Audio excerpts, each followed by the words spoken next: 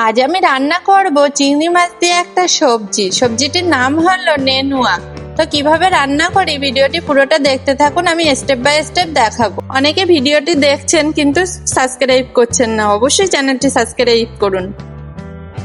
প্রথমে নেনুয়াটা কেটে ধুয়ে নেব, পেঁয়াজ ঝাল মাছটা ভালোভাবে বেছে নেব, নিয়ে কড়াইতে তেল দিব, পেঁয়াজ কুচি কাঁচা লঙ্কা কুচি দিয়ে ভালোভাবে ভাজা করে নেব। লাল লাল করে ভাজা হয়ে গিয়েছে, আমি কেটে রাখা চিংড়ি মাছগুলো দিয়ে দেব। চিংড়ি মাছগুলো দিয়ে ভালোভাবে ভাজা ভাজা মতো করে নেব। তারপরে কেটে রাখা নেনুয়াগুলো দিয়ে দেব, দিয়ে মশলা চিংড়ি মাছের সঙ্গে সবজিটা ভালোভাবে মিক্সড করে নেব।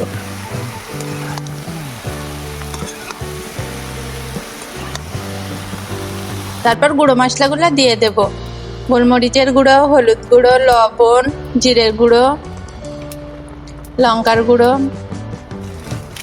আদা রসুন বাটা দিয়ে ভালোভাবে নাড়াচাড়া করে নেব। নিয়ে অল্প করে পানি দেব, দিয়ে ঢাকনা চাপা দিয়ে দেব।